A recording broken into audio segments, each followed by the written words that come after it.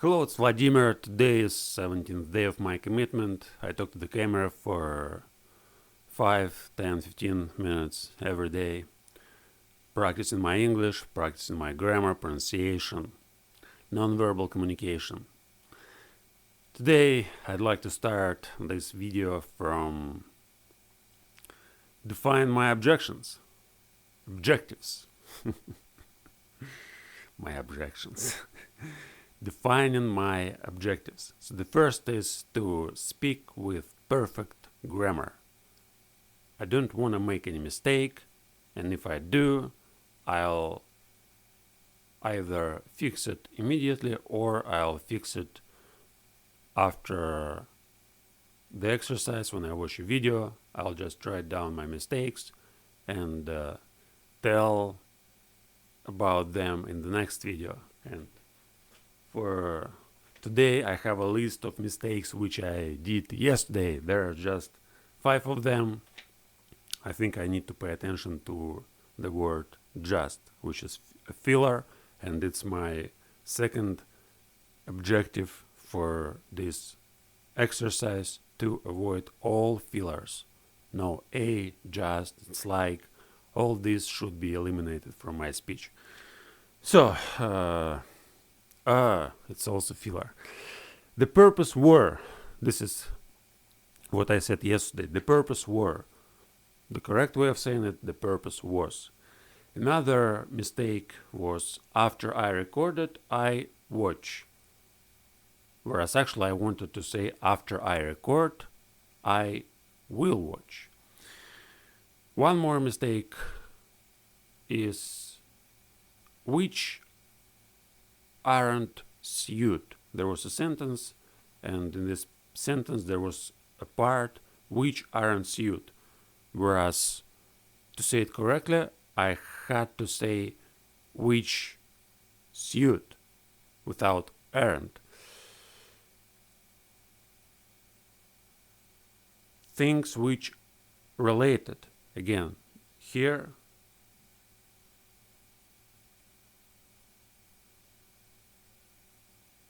I need to use are. So things which are related. And the last mistake was thousands videos. Again, the correct way of saying it is 1,000 videos or 1,000 videos. These mistakes were not all mistakes which I made in yesterday's video, but I didn't notice others, and there were some of them which I noticed, but I fixed them in the video itself. But these were mistakes which I didn't fix and didn't notice when I was speaking. Now, I want to start from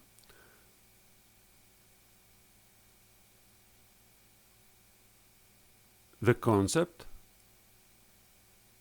the definition of which I memorized yesterday. A week ago, I decided to learn and memorize some definitions from Wikipedia, just to improve my memory, to work on my memory. And my goal was to memorize one definition a day, but there were hard times last week and the beginning of this week, and I didn't have time, and I didn't have enough energy to memorize definitions. I had lots of other things to do, but now I'm refreshed and I want to continue this exercise. So the concept is theory of mind. Theory of mind is a popular term from the field of psychology, as an assessment of individual humans' degree of capacity for empathy and understanding of others. So, well, let me explain what it means in my own words, just to rephrase it. In general, theory of mind is a theory which claims that all people have minds. The problem is that no one can have a direct access to somebody else's mind. And I can say, I can't infer from my personal experience that other people are conscious, that they have minds. So I only can have a theory, and this theory may be based on my observations. I may an analogy. I may compare other people with myself, and I can think, and it's like not just I, but everybody may just compare himself or herself with other people, see that they're doing the same shit, that they're looking the same, speaking, thinking, probably doing something. And from that, we may infer that other people have minds, but we don't have direct access. That's the problem. And there are some people who don't understand that other people have minds. Children can't reach this understanding till the age of 3 or 4, and it's very hard for them to pay attention to other people's emotions, thoughts. Children are self-centered, and the whole transition from a child to an adult is going through creating a theory of mind and being aware that you are not the only conscious person in the whole world. And the more you understand that, the better you become at social interactions, at communication with people, and all sorts of other things. But anyway, it was just the definition to start this talk. Actually, I don't want to linger on it. I just want to move on and see what is going on in my mind, what am I thinking about most of the time. I think this exercise may be taken as a kind of meditation. So when we meditate, we try to focus on one particular thing, or we just let our mind go in wherever it wants to go. And here I am doing both simultaneously. So the thing which I want to focus my attention on is grammar. I want to speak clearly. I don't want to make mistakes. And then whatever I'd like to say, I'll say. So I just observe. I used the word just. I'm trying to avoid using the word just. I'm observing my thoughts,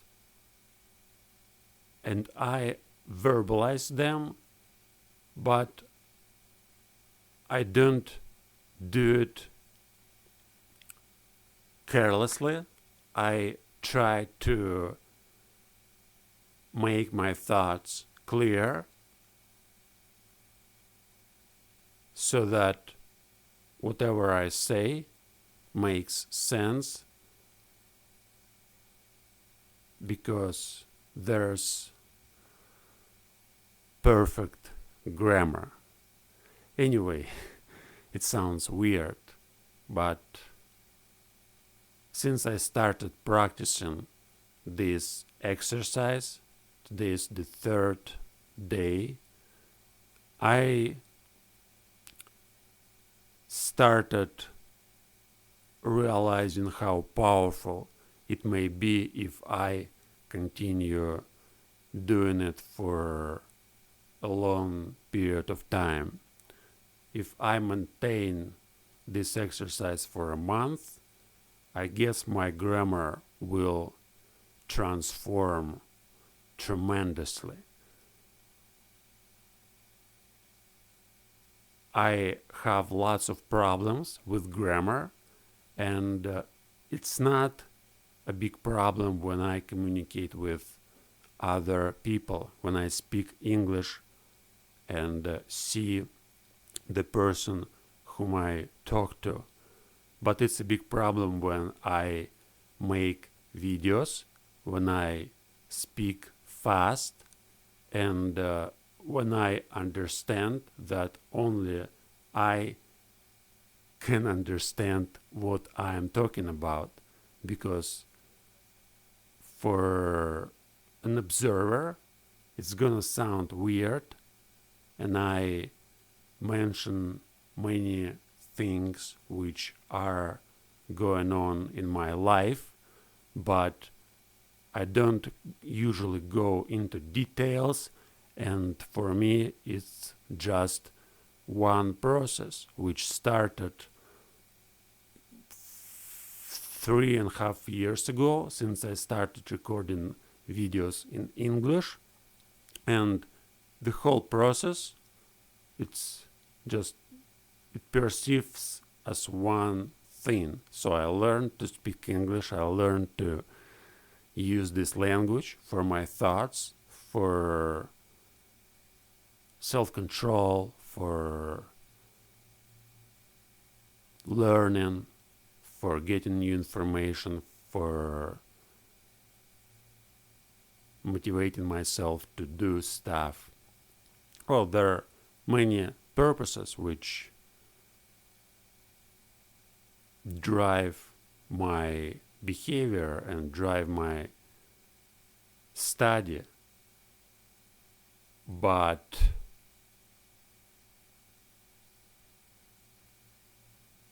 I think these purposes have a hierarchy, and the most important thing which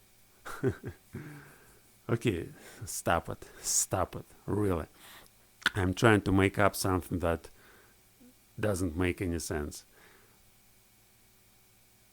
It's probably it's a flip side of making this exercise when I don't pay attention to grammar, when I don't pay attention to my pronunciation, and when I want just to talk about my thoughts, about my, no, when I want to tell a story, I can be consistent. But when I focus on grammar, sometimes I just lose the track, I lose the thought, because I paid too much attention to the form. So anyway, how much time? It's almost 16 minutes. I think I already have to finish it. I have a feeling as if it was started a few minutes ago. And in reality, I am already talking for 15 minutes. That's crazy. Okay, so I will continue this exercise, and I'm really curious about the results, it seems as if this exercise is so helpful, but I'm not sure whether or not it's gonna lead to real results. Because I have expectations that after a month of training, I'll be able to speak as fast as I did, let's say, before I started making these grammar meditations. But in the same time, my grammar will improve and I will make fewer mistakes in my speech. But maybe it's not gonna work. I don't know. I'll try my best and we'll see. So see you next time. Subscribe to my channel, click the like button, share this video with your friends, and that's all. Bye bye.